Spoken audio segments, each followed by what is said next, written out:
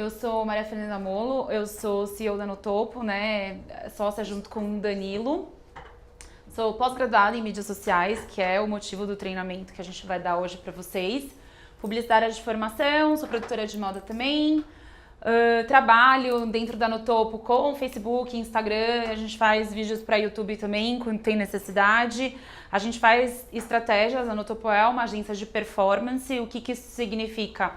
Nós não somos uma agência de marketing digital focada em criação. Nosso objetivo é entregar resultado e parte do nosso trabalho é fazer treinamento com equipes, porque a gente acredita que o desempenho é melhor quando o cliente consegue entender o que a gente faz e ele consegue caminhar sozinho também depois de um tempo. Então a gente não quer amarrar o cliente num contrato para a vida inteira. Então a gente tem esse processo de treinamento interno para desenvolver o time e para eles irem tocando algumas ações que a gente faz junto com o cliente. E para mim, eu acredito que trabalho é felicidade. Se eu não estou feliz onde eu trabalho, é melhor eu procurar outra coisa para fazer, porque senão as coisas não funcionam. Então, sobre a Notopo é uma empresa que foi, informalmente, sem CNPJ, fundada em 2016, então a gente pode considerar que fomos aí um pouco pioneiros em trabalhar como agência de marketing digital em São Paulo. Formalmente foi fundada em 2008 pela Juliana Renner, né? Eu não sou a fundadora da Notopo. O nosso propósito é ajudar pequenas e médias empresas a prosperarem na internet. Então, o que isso significa? Com a internet, o mundo agora é sem fronteiras. Eu acho que vocês já falaram um pouco sobre transformação digital aí. A Rafa me falou, então vocês sabem que hoje o seu cliente não está mais limitado onde você está. Você pode prosperar e prospectar em vários lugares. Então, se você não usa a internet para te ajudar, você está um pouco fora da curva e da tendência que está acontecendo. Principalmente no Brasil. Nós trabalhamos com formato híbrido. O que isso significa? Que tanto a gente faz a operação, como eu falei, como também a gente faz o treinamento do time para o time fazer a operação da estratégia que a gente desenha. Então, se o nosso foco é performance, a gente entende as necessidades do cliente, a gente desenha uma estratégia que seja coerente para ele naquele momento, quanto ele pode investir, o quanto não pode, e a gente faz com que o resultado dele aconteça. Não necessariamente em curto prazo, a gente faz essa análise para ele atingir o objetivo dele, médio, longo ou curto prazo, tá? Somos parceiros do Google, certificado em HubSpot, que é uma plataforma de CRM, que trabalha em inbound marketing também. E trabalhamos com várias ferramentas que são conhecidas no mercado. Como que tá o Brasil aí no cenário digital? Pode passar, por favor. Obrigada. O Brasil, por incrível que pareça, ele é um dos países mais conectados do mundo. Então, em média, uma pessoa passa 9 horas e 11 minutos conectados na internet. Se a gente for pensar nessa geração mais nova, isso chega a 13 horas. Sabe que é mais da metade do seu dia você ficar conectado num device. Então, hoje a gente sabe que o celular é uma extensão do nosso corpo. O celular, ele tá presente em todos os momentos da nossa vida, seja para pesquisar onde a gente vai jantar com os nossos parceiros no final do dia, seja para entender como que a gente vai chegar no treinamento através de um aplicativo de geolocalização, seja para a gente pesquisar sobre a vida de uma pessoa no LinkedIn, se vocês querem contratar uma pessoa. Então, veja como a internet é importante, né? Somos um dos países que mais fica conectado. Passamos de 139 milhões de brasileiros. 77% das pessoas, elas começam a se conectar mais em aplicativos de mídias sociais ou pesquisas em sites que não estão atrelados ao trabalho depois do expediente, tá? Então, 77% após o sol cair, 57% conexão de manhã, que é antes do período do trabalho, às vezes para checar alguma coisa, e 22% na madrugada para postar, curtir, comentar ou compartilhar, que é a galera corujão, né? Que antes de dormir fica ali ou no tablet ou no celular atualizando o status do dia, o que aconteceu. Aqui a gente vai falar um pouco sobre o cenário de transação, ou seja, como que tá para quem vende online. Pode passar para mim, por favor. A gente passou dos 49 bilhões de transações feitas em e-commerce em 2017. Então, se a gente for pensar que o crescimento do PIB foi praticamente zero, a gente vê que o varejo online cresceu 12% em receita e faturou 49 bilhões. Isso significa que a internet ganha um espaço e, por ser democrática, a gente consegue atingir pessoas que de repente teriam medo de sair de casa para gastar dinheiro. Vira um serviço também. Então tem gente que hoje não pede, não liga mais para pedir comida. Isso é uma transação online. Eu vou comprar sabonete, eu posso comprar já de uma rede que tem um aplicativo que eu seleciono todo mês, chega aquele item na minha casa. Isso já é uma realidade. Eu vou comprar uma blusa, aquela mesma camiseta que eu sempre preciso, eu sempre compro, eu não vou até o shopping me desgastar. Ali eu uso o site daquela marca como um serviço, né? Então, muito embora a experiência de compra ainda seja muito importante, a gente vê que a internet ela vai ganhando um espaço muito maior. Então, eu tenho clientes de e-commerce, por exemplo, que há 5 anos atrás achavam que o site ia ser apenas uma alça para eles ajudarem as lojas físicas a venderem. Hoje, a loja online vende mais que todas as 12 lojas que eles têm na cidade de São Paulo. Então, assim, a gente vai vendo como ganha força e isso acontece de uma forma muito rápida. E o acesso através do mobile, do celular, assim, aumentou nos últimos 2 anos de uma forma gritante.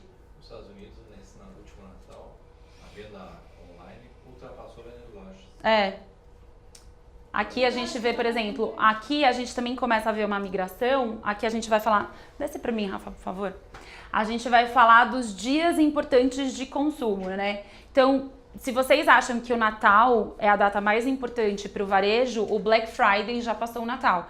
Então, para nós que fazemos estratégias de marketing digital, se a gente for considerar qual é a data que você tem que colocar mais esforço para vender mais, que vai ser onde você vai fechar o ano, já não é mais em dezembro. É em novembro, quando acontece a Black Friday. Então, o Natal também foi antecipado por uma tendência de mercado, né? Dia das Mães, Natal, Dia das Mães e o Black Friday são as datas mais importantes. E dos canais mais relevantes, a gente selecionou 2, tá? Que é o Instagram e o Facebook, que eu acredito que são canais que vocês podem usar com mais facilidade para venda, tá? Porque são os 2 canais, tirando o YouTube, que para fazer vídeo precisa também de um pouco mais de recurso para você fazer o vídeo, editar, postar. No Instagram e no Facebook você consegue fazer uns vídeos mais caseiros, de repente se você não tiver tanto recurso para fazer algo mais profissional. E você consegue impactar pessoas de uma forma mais fácil, tá? Então o Instagram, ele tem alguns recursos que a gente pode usar ao nosso favor. Começa com o vídeo, pode baixar. Vou falar um pouco da história, desculpa, me antecipei.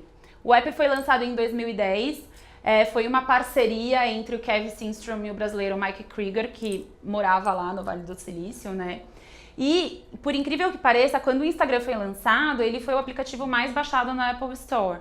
Então, eu não sei se vocês têm costume de usar o Instagram. Na época que o Instagram foi lançado, as pessoas compartilhavam muito aqueles micromomentos, principalmente com gastronomia, né? Que até virava meme. Agora todo mundo posta o que tá comendo. Então, as pessoas estavam utilizando aquele aplicativo para compartilhar fotos de micromomentos da vida. Então, eu mesma, que aí foi que... né, derivou aí o nome selfie, das pessoas começarem a tirar mais, foi quando a gente começou a utilizar mais essa palavra. E também a gente começar a ver essas fotos de comida, de paisagem, de uma forma que as pessoas utilizassem de forma mais democrática e passassem um olhar mais bonito daquilo que elas conseguiriam ver. Então as pessoas curtiam, porque conseguiram enxergar que compartilhando aqueles momentos, outras pessoas conseguiriam admirar os seus hobbies, os seus gostos, o que elas gostavam. 800 milhões de usuários no mundo, sendo que no Brasil são 50 milhões de usuários. Então ele tem metade do que tem o Facebook. Eu achei. Foi em 2004, né? Isso. Em 2010. Então, Isso. A tendência Passar, com certeza. Celular, né? Acontece... Eu já achava isso. Acontece o seguinte, que como acaba sendo aplicativos do mesmo grupo, o Facebook, ele consegue direcionar e integrar hoje muito bem todas as funções para ele não ir perdendo tanto espaço. Então quando começou as atualizações dos Stories no Instagram, agora no Facebook você também consegue atualizar e no WhatsApp você também consegue atualizar.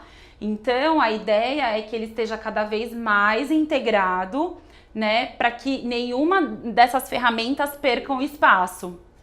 Até porque tem coisa que você posta no Instagram e pergunta, você também quer postar na sua página? Isso, você consegue integrar tudo.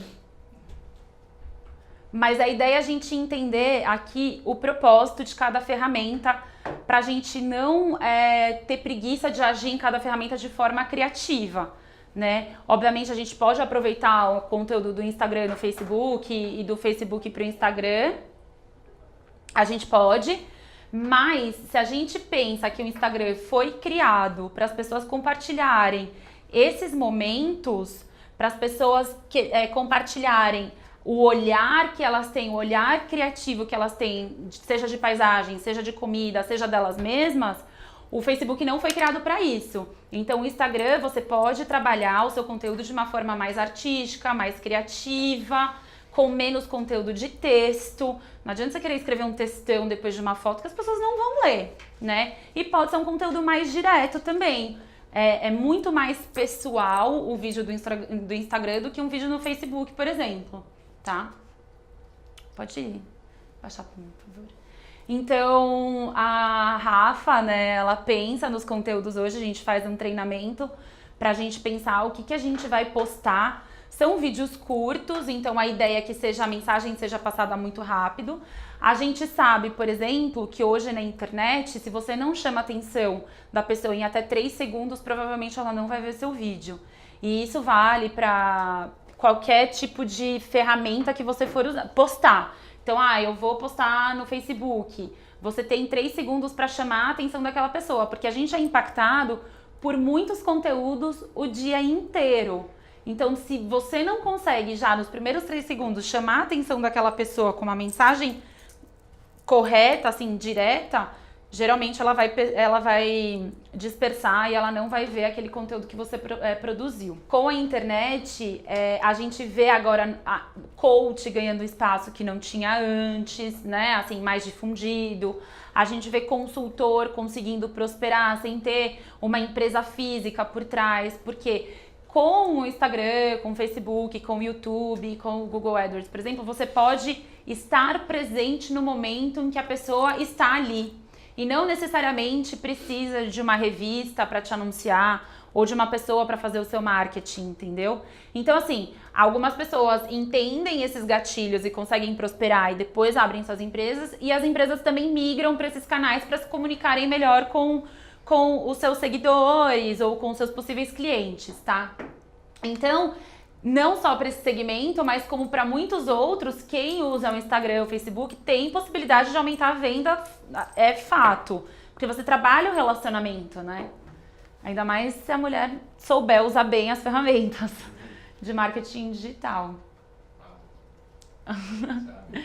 E aí a gente tem aqui as postagens. A postagem, geralmente, a gente recomenda que seja uma imagem que impacte, que já passe a mensagem. Então, sempre que a gente for pensar em uma imagem para canal de mídia social, a gente tem que pensar nas perguntinhas. O que eu tô falando, para quem e o que essa pessoa tem que fazer.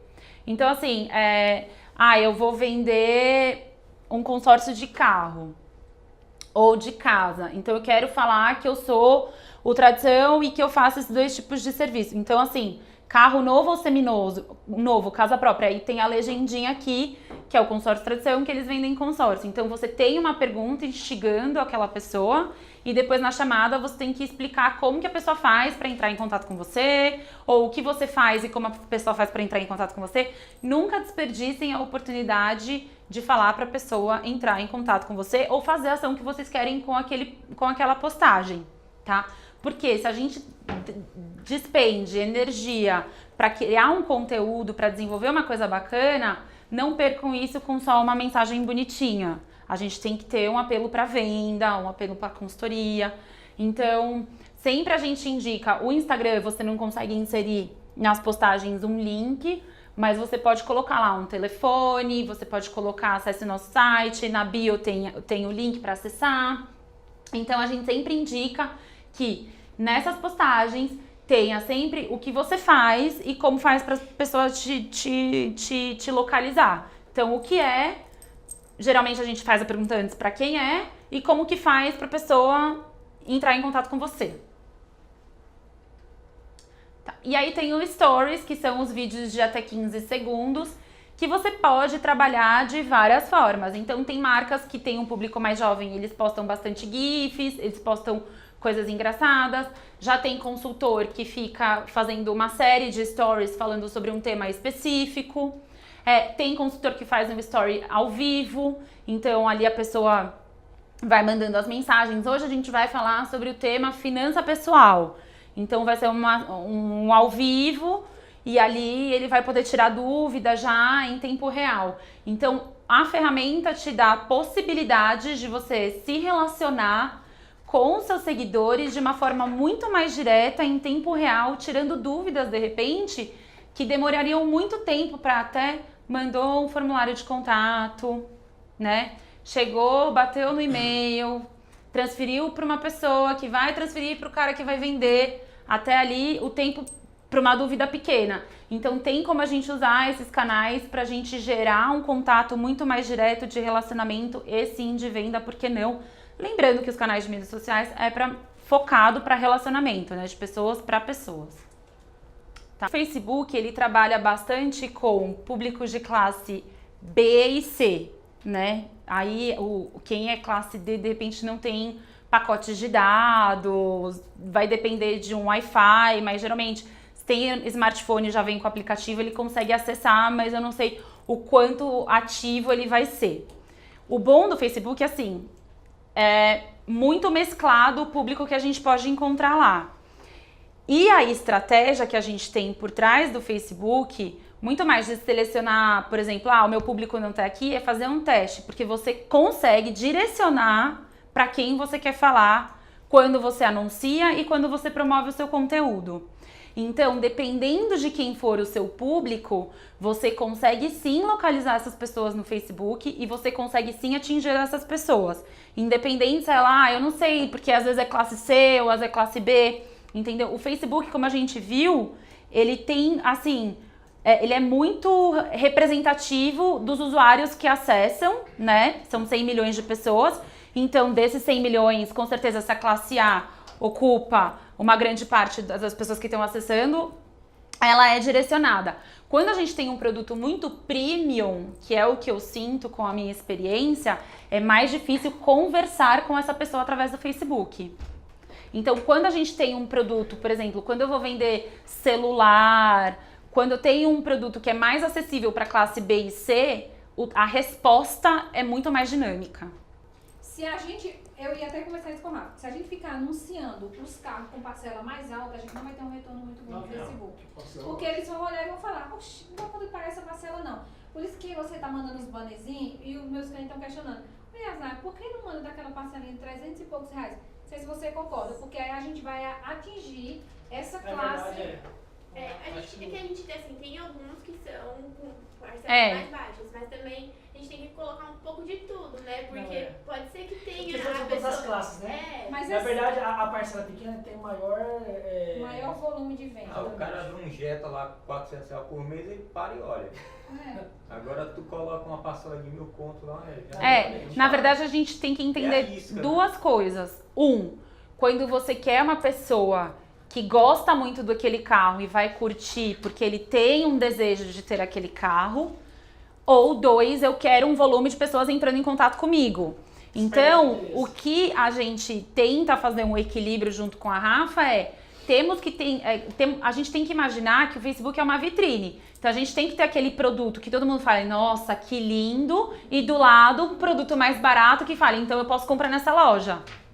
Porque se a gente só mostra o lindo, que não é acessível, a gente tem muita curtida e pouco resultado. Agora, se a gente tem um mix entre o que é mais chamativo, por exemplo, para conversão, que seria receber interessados para vocês, A gente, né, tem que ter, de repente, pensar em 70-30. 30 de bonito e 70% dos que chamam mais atenção. Até porque é o público, né? Ó, a gente já tem uma briga muito grande, mas assim, eu já vi que isso dá muito resultado no nosso público de consórcio. O pessoal é atraído pela parcela e muitas vezes fecha uma parcela maior porque eles querem a contemplação. E aí, o que é a parte do consultor lá na ponta? É dizer pra ele, a parcela é linda e tudo mais, você quer, tá, mas não, você tem pressa? Tem pressa, então a gente precisa sentar. E aí, quando a gente senta e faz a ponta do lápis e o cara fala assim, não, mas eu só consigo pagar essa parcela. Então, entre e vá pagando por um determinado tempo e vai juntando um dinheiro maior, que o que você tem hoje não tira o carro. É porque a chamada aí é isca para captar cliente. Porque não dá para você vender no anúncio que você coloca. Não dá. Não dá. Você vai colocar um anúncio para chamar a atenção. É aquela história que o Lécio falou, uma vez eu abri um vídeo, colocaram a gata e quando a prenda era a Elza Soares cantando. Entendeu? Então, a mesma coisa está aí no carro. Quando a gente coloca a publicação, o cara vai para chamar a atenção e a gente captar o cliente. Não dá para vender. Sim, não, a venda que é feita só pelo anúncio é a venda que dá desistência. Porque o cara vê a foto de impacto, né? vê a foto de um Prisma que custa 42 mil com a parcela de 320. Aí ele consegue a parcela de 450, que é um pouco mais caro, mas para 80 e poucos meses. Aí dá um lance uma vez, 2, 3, não tira aí, cancela a cota. Então o nosso aqui pra gente usar, eu vejo isca, chama. Mas é o que nós falamos no início da conversa hoje de manhã. São os leads formados. Pessoas que porventura têm interesse. Na hora que ela colocou o seu e-mail lá, os seus dados, algum interesse ela tem. Aí, lógico, ela pode não gostar do nosso preço, achar com o outro, ela pode desistir da ideia, mas algum interesse ela tem. Então, quando a pessoa vai fazer o call center, que a gente falou bastante aqui hoje, é ligar para alguém que já deu algum sinal de interesse, concorda? E não pegar nesse telefone, como tinha antigamente, o Mário. Porque eu liguei uma pessoa que nem pensou em comprar um carro. É bem mais difícil. Lógico, o índice de conversão é baixo ainda. Eu não sei se você tem algum dado nesse sentido.